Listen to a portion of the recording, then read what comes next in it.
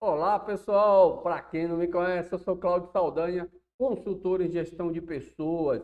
Eu estou aqui hoje para trazer para vocês mais um assunto muito interessante da nossa área. Hoje nós vamos começar um projeto muito legal, é, é relacionado à área de saúde e segurança no trabalho, para atender aí os nossos parceiros e os nossos alunos que estão tendo alguma dificuldade nessas novidades, principalmente na área de segurança do trabalho. Porém, nós vamos começar do começo, vamos começar entendendo o que é saúde e segurança no trabalho, quais são os seus objetivos, quais são as suas regras básicas. Os empregadores têm que cumprir algumas obrigações a depender do grau de risco e assim por diante. Trouxe aqui para trabalhar com a gente a nossa professora Vádina, técnica de segurança do trabalho, atuante no mercado, atuante principalmente na área de construção civil, é uma das áreas mais complexas na área de saúde e segurança no trabalho. Então, professora, as empresas, elas muitas vezes, principalmente as pequenas empresas, não é? Elas não entendem muito bem o objetivo da saúde e segurança no trabalho. Elas sabem que é para o bem do trabalhador e assim por diante, mas da mesma forma que algumas regras de segurança a gente às vezes dá muita bola, teoricamente, as empresas também não se preocupam muito com isso. Agora, com o e-social, que é um processo está fazendo com que as empresas levem para um ambiente digital, né, o banco de dados do e-social, as informações que antigamente eles precisavam ter simplesmente físicas. Muitos não tinham. Até os exames admissionais, periódicos demissionais, muitas vezes nem faziam. Aí eles só sentiam reflexo dessa falta quando eram fiscalizados presencialmente por um fiscal do trabalho. E agora, com o e-social, essas informações têm que estar no e-social e a fiscalização é meio que online, será meio que online, né? Quando começar realmente funcionar. Aí eu queria que você falasse para a gente sobre essa questão da saúde e segurança, a importância, né, para o trabalhador, para a empresa, não é? Porque isso impacta no negócio, ok? Então, ajuda a gente aí. Olá, meu nome é Vagina Soares, como o Cláudio falou, né? Vim hoje falar para vocês sobre a importância da saúde e segurança no trabalho, né? Tanto para os empregados, para o empregador, tanto para os empregados, né, Cláudio? Isso Então, aí. como você estava falando, né, sobre a importância da saúde e segurança no trabalho. Tem patrão hoje que, quando se fala em saúde e segurança no trabalho, já fala assim, nossa, é caro, né? E, no entanto, não é caro, né? Não vai sair caro para ele. Caro vai ser se ele não adotar as medidas de segurança e saúde no trabalho nas empresas, correto? Ele não cumprir as obrigações, né? Ele E as perde Ele obrigações, perde o correto. empregado, ele tem que pagar a indenização, ele corre o risco de uma fiscalização.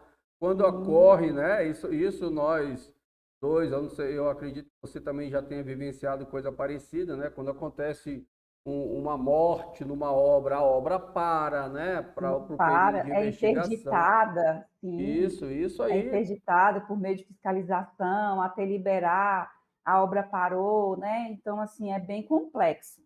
Isso. Quando não se investe em segurança. E também tem os atestados, né? Não ter segurança vai obter o quê?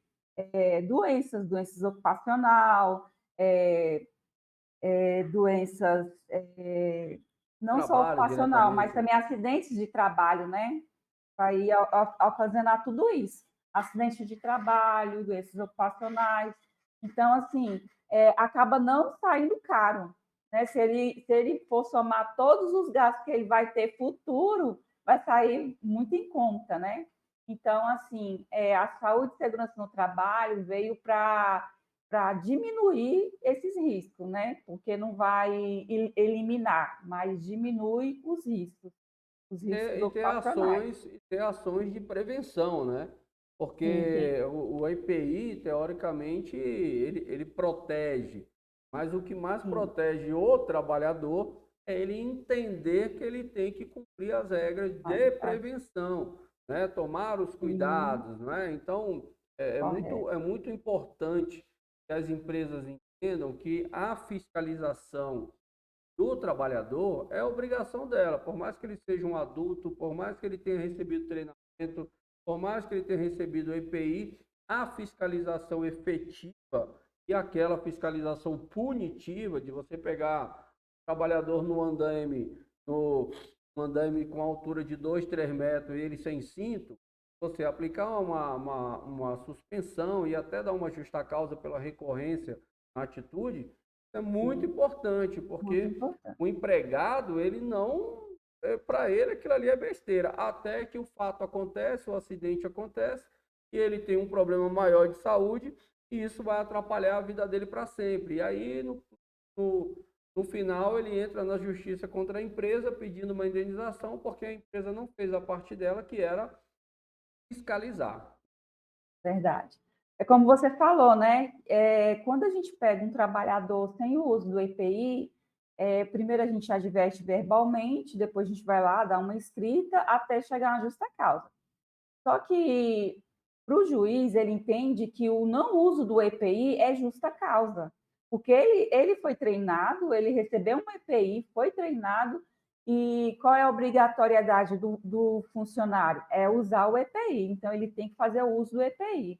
Caso ele não use, é justa causa, porque a CLT ela já dá essa brecha para a gente, né? Assim, para os técnicos de segurança do trabalho aplicar essa advertência e até uma justa causa. A NR6, que a gente vai falar lá na frente também sobre ela, é a NR que rege os EPI, né? O EPI já fala, é um equipamento de proteção individual. Então, ele tem que usar, ele é treinado para isso, quando ele vai para a integração, ele vai ouvir falar sobre EPI, não só na integração, mas o tempo todo ele vai ouvir falar sobre o EPI, né? E o uso é obrigatório, dependendo da função dele, é obrigatório. E para cada função também tem um certo GPI que, que é obrigatório o funcionário usar. Eu digo assim, é obrigatório, porque é obrigatório mesmo, né? Eu brinco com eles falando assim, caso você não queira usar um capacete, vamos fazer um curso de padeiro, né? Porque o padeiro ele não vai usar um capacete. Tem gente que não gosta, né? Mas de qualquer forma também talvez tenha alguma coisa que ele precise fazer para a segurança dele, né? Sim, correto. Mas assim, um capacete ele não vai usar, né, Ah, Cláudio? isso aí. É a mesma coisa do açougueiro. Ele quiser ser um açougueiro, ele não vai usar capacete, mas ele vai ter que usar Vai ter que usar aquele a mangote de luva, fio de aço, a né? luva de aço para não cortar a mão com a Isso, faca. Então, é. para todas não, para níveis de atividade sem risco, ele vai ter que ter sempre Ele um vai procedimento e ele vai um ter certo GPI para que usar, né? Cada função tem um EPI correto para ser usado, né? e as pessoas têm que entender que o EPI, que essa sigla quer dizer equipamento de proteção individual, é para proteger a vida, A né? vida, correto. Muitas vezes a pessoa não entende isso, ela acha que é só uma burocracia. E não é, tudo Verdade. isso aí, a saúde e segurança no trabalho, pelo que eu já vi, pelo que eu já estudei, eu não sou especialista na área, mas como entender, né, até para saber o que tratar, o que fiscalizar, né, o que exigir. A saúde e segurança do trabalho, ela é toda baseada em estudos técnicos. Então, não se Sim, definiu EPIs, não se definiu exames, não se definiu periodicidade de exames baseado no acaso, baseado é em verdade. estudos para Estudo, defender a vida. E aí o empregado tem que entender isso. Eu às vezes falo para o empregado que ele tinha que ser muito mais inteligente que o empregador, porque o é empregador às verdade. vezes dá o EPI e o cara não quer usar. Não quer Então, usar. quem vai sofrer a consequência é o empregado, né? É um Então, ele tinha que ser empregado, muito mais inteligente que o empregador. verdade. Pois é, como você falou agora, né? Então, assim, o EPI hoje é uma dificuldade, até então, dos técnicos, né? Para cobrar, toda hora tem que estar cobrando, o EPI e tal. Imagina assim, se 10 vezes passamos num local e esse funcionário está, ele está dispensado, né? Então, assim, ele vai estar extinto, vai ter que dar uma justa causa, porque uma justa causa para um torna exemplos para os outros. Não é bacana, não é legal. Quem já levou uma justa causa, graças a Deus nunca levou uma justa causa, mas quem já levou uma justa causa sabe quanto que perde, o quanto o funcionário perde, quanto o funcionário vai estar também com a fichinha lá suja, né, para as próximas contratações. Então, assim, é algo assim bem Ser é, demitido por justa causa para você não cuidar da sua vida é o cúmulo do absurdo. Porque a justa causa ela já é um ato de indisciplina do empregado que realmente ele não zelou pelo seu emprego, né? correto. E uma questão importante, a gente está falando de CLT, né? Só para os nossos parceiros aí, alunos ficarem esclarecidos da CLT. As pessoas falam muito sobre motivos por justa causa, né? Só que sobre regras para dar uma justa causa, né? A professora falou em advertência, suspensão, depois na recorrência lá, justa causa. Eu já falei isso, já tem alguns vídeos falando sobre isso. Na realidade, não existe essa obrigação de você dar uma advertência, depois uma suspensão, depois justa causa. Isso você faz a depender do grau da falta do empregado, né? E se você tem oportunidade de esperar que ele se corrija. Então, por exemplo, o que a professora falou de você pegar um trabalhador sem EPI, a depender da circunstância que ele esteja, por exemplo, o cara está pendurado numa uma rede elétrica de alta tensão, com aquelas que o cara só chega lá de helicóptero e ele está lá sem luva, né? Está fazendo remendo lá, contando com a sorte. Então, isso é uma falta gravíssima, não dá para você dar uma advertência. Agora, É verdade. o cara chegar com um capacete não colocado devidamente, ou uma luva, né, já usada e tudo mais, são faltas que você pode amenizar e dar uma advertência, você pode ajustar a conduta. Mas a CLT, lá no artigo 482, ela é bem genérica, né? Ela é bem abrangente com Sim, relação aos motivos de justa causa. Você pode enquadrar aí uma falta de EPI num mau procedimento, que é uma das alíneas lá do 482, numa desídia, que é você fazer o trabalho sem interesse, com desleixo, e outras questões que você quiser enquadrar. Basta você ler lá o artigo 482. Claro que existem súmulas e decisões de alguns colegiados que colocam alguns limites, mas esses limites eles são relativos, tá? Então a aplicação da justa causa ela está relacionada e a aplicação da penalidade está relacionada ao contexto onde a coisa aconteceu, onde a falta aconteceu, e circunstâncias e o risco que aquela pessoa correu ou que ela trouxe aos colegas. Então, você não aplica uma justa causa baseado simplesmente no que está escrito. Você tem que analisar o contexto, ver o sim, ambiente, o risco que aquela pessoa trouxe. E aí, a parte de verdade. saúde e segurança, como a professora falou, é uma área de suma importância. Por mais que a legislação traga algumas dispensas para alguns perfis de empresa, para você empresário, se você tiver um empregado, dois empregados, se preocupe com a segurança do seu trabalhador. Às vezes é uma manutenção elétrica feita errada, que você está escapado perto da perna do seu empregado, é um Sim, piso demais, limpeza inadequada, então são uma série de coisinhas no dia a dia que você traz risco para o trabalhador. verdade. E isso tudo, essas observações todas são do empregador. É isso, O professor? empregador, correto, correto. A prevenção, ela já fala, né, prevenção, então você tem que prevenir antes de acontecer o ato, né, tipo um acidente. Então, assim, se tem uma manutenção, pode ter certeza que você vai eliminar esse risco a 100%. Porque se você ir lá cuidar, tem um fio exposto, vou lá, vou colocar um fio PP, que é o fio que a norma pede. Então, você vai eliminando todos os riscos, ou num canteiro de obra, ou numa organização, numa outra empresa, num escritório. Então, assim, todo local, Cláudio, hoje tem os riscos para o trabalhador, né? Mas eu tenho só uma empresa que é um escritório, o pessoal só sempre fica de frente de um computador. Pois é, só estar ali também é um risco também.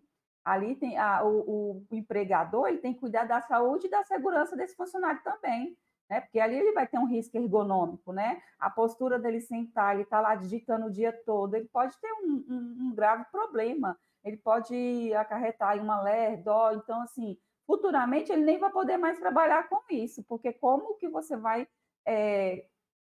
estar digitando e não ai, fugiu o assunto. E Não, não se movimentar, e não não se fazer outras movimenta, atividades para correto, que não, para não ficar só naquela atividade só contínua, naquela né? atividade. Aí tem isso, para isso, Cláudio, temos NRs, né? Cada NR ela vai regir, o trabalhador, a instituição, cada ai meu Deus, fugiu a mente. Vai trazer a atividade que cada um deve fazer para prevenir Sim. referente a cada atividade. A cada atividade. Vou dar um exemplo, a construção civil. Temos a NR18. A NR18 ela vai regir toda a construção civil. Aí a gente estava falando lá em postura, né? Então tem a NR17 que ela vai falar tudo sobre ergonomia, né? É, o funcionário trabalha lá 8 horas, 8 horas, né, diária. Então, ele vai ter, dessas 8 horas, ele tem um descanso de 15 minutos para fazer uma ginástica laboral, né? Porque se ele não fazer uma ginástica laboral, ele vai trazer essa doença ocupacional. Porque o ser humano não nasceu para viver em uma posição só, né? Verdade, Ele tem que exercitar todos os músculos, né? é Diariamente. verdade. Ele ficar numa posição só, ele fica torto, né? Sim, Se você ficar fazendo atividade em uma posição só, o seu corpo vai entender que você precisa evoluir para ficar naquela posição. Então você começa a ficar torto, porque o seu corpo entende que é aquela posição que você precisa para viver. Então, eu ficar oito correto. horas por dia sentado numa cadeira digitando, você vai exercitar só os músculos que são necessários para aquela atividade. E aí os outros, né? Pois é, e é nessa questão que o empregador, ele não entende, né? Ele acha assim: "Não, estou pagando funcionário, eu quero que ele produza, eu quero produção". E muitas das vezes não é assim, né? Se você beleza, você vai querer produção, você tem que ter, você está pagando ele para isso, ok. Mas aí tem a norma que diz como essa produção tem que ser feita, né? Por exemplo, ele está lá trabalhando 8 horas diária, então ele tem que ter os descansos dele, né? E é por isso que a gente tem as normas para ir lá defender o trabalhador. Até então, o empregado e o empregador, né? Isso. Sim. Então tá bom, professor. É isso aí que a gente queria já ouvir de início, a importância, né? Para que serve a proteção do trabalhador e do próprio empregador, porque ele perde, ele tem prejuízos financeiros, podem ser até consideravelmente grandes quando ele não se preocupa. Lembrando, pessoal, a obrigação de implementar tudo isso, fiscalizar tudo isso, é do empregador. O Ele empregador. vai delegar para alguém, continua sendo obrigação dele, que para quem ele delegou, ele é simplesmente um prestador de serviço do empregador. Ó, é isso, professora? Isso, Então tá. Então, obrigado aí, pessoal. A gente vai gravar mais um vídeo esses dias falando sobre as mudanças aí da NR1 e depois vamos falar dos novos programas aí, o GRO e o PGR, tá ok? Então, um abraço a todos, até a próxima e lembre-se, a Staff Cursos tem um curso para consagrar você no mercado, para se tornar um especialista em gestão de pessoas. Vem com a gente que é só sucesso. Um abraço. Ah, não se esqueça de clicar aí e se inscrever no nosso escrever. canal, hein? Tá aí, um abraço, até a próxima.